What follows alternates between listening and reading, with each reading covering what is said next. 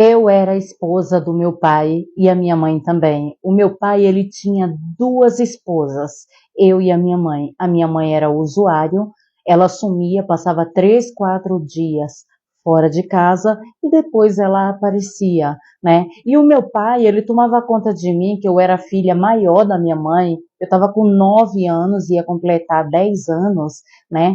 E daí a minha mãe sumiu pela segunda vez. Ele é acostumado que ela ia voltar, que às vezes ela passava uma semana fora, e daí a última vez que a minha mãe sumiu, ela não voltou mais. O meu pai não teve aquela preocupação de ir atrás para saber realmente o que estava acontecendo com a minha mãe.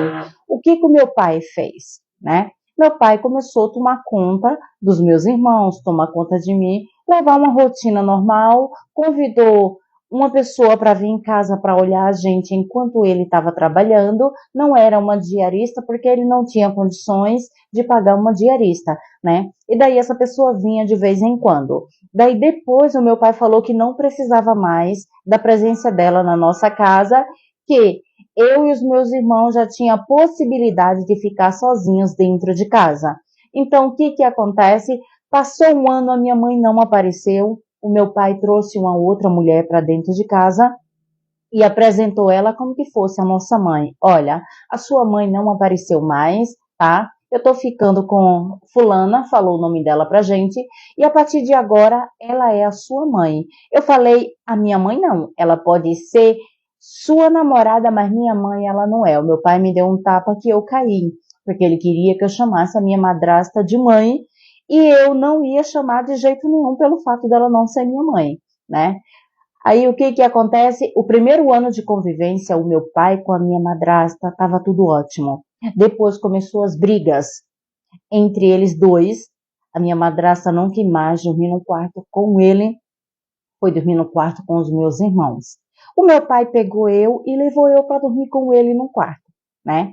Nisso, os primeiros dias, eu já percebia que ele estava passando a mão em mim. Só que eu fiquei com medo, eu fiquei trêmula e tudo. O pior aconteceu. Ele fez a primeira vez, né? Eu passei mais de uma semana machucada, dolorida e não podia falar nada. Ele tirou eu da escola. Eu não podia mais frequentar a escola porque o meu pai tirou, falou para a professora que eu estava doente. Não tinha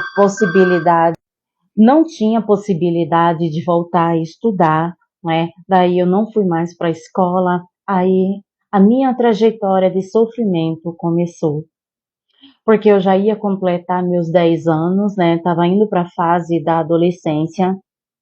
E nesse momento, a mulher do meu pai, que era minha madrasta, ela percebeu que tinha algo de errado.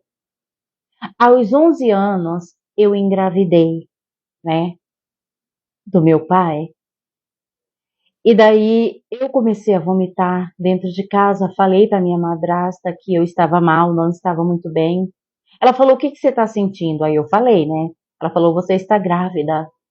Aí eu comecei a chorar. E ela sabia que a criança realmente era do meu pai. Porque o meu pai só queria que eu dormisse com ele. Daí os meses se passaram, eu completei os meus 9 meses de gravidez, né? Como eu era uma adolescente ainda menor de idade, então eu não podia dar entrada em uma maternidade, teria que explicar, né? Se ele fosse me levar em uma maternidade, teria que explicar uma adolescente grávida. Não é hoje no nosso século XXI, né? E daí ele arrumou uma parteira, veio em casa, fez o parto, né? Até hoje eu não sei se eu dei à luz a uma menina ou um menino. Por quê?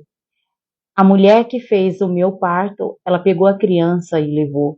Não sei se os dois tinham um combinado, mas provavelmente sim.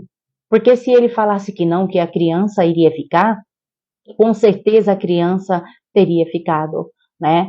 Ele me segurou dentro de casa num período de 9 meses para ninguém perceber que eu estava grávida. Para vocês terem ideia, me tirou da escola. Eu não podia conversar com ninguém. Era ele que me levava para a escola, era ele que ia me buscar na escola, não era nem a minha madrasta, né? E a minha madrasta começou a ter medo dele por causa do comportamento dele dentro de casa. Aí a parteira levou a criança, que eu não sei se é menino ou menina, a mulher do meu pai, a minha madrasta, cuidou do meu resguardo, né? E depois a idade foi passando. E daí eu não queria me aproximar mais de ninguém. Eu comecei a me prender dentro do quarto. Eu chorava do nada, sabe? Eu começava a chorar. Eu entrei em depressão. E daí o meu pai decidiu me levar para uma psiquiatra, para um acompanhamento psiquiátrico, mas ele ia junto.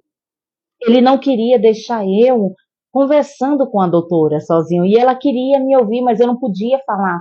Todas as perguntas que a psiquiatra ela me perguntava, eu olhava para ele. Eu não podia responder, sabe? Porque antes de sair de casa, ele me treinou certinho o que eu devia falar e o que eu não devia.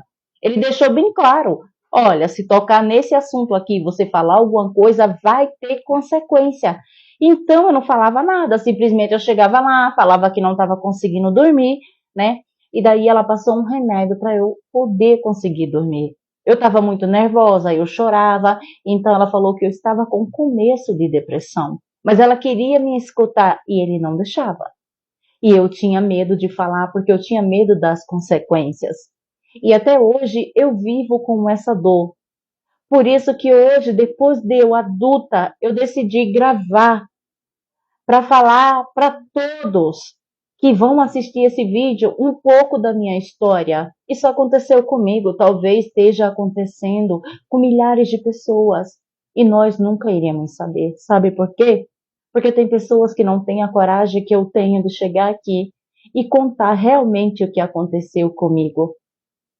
Mas essa é a minha história e esse é o meu relato. Muito obrigada por assistir. Deixe a sua opinião. Deus abençoe.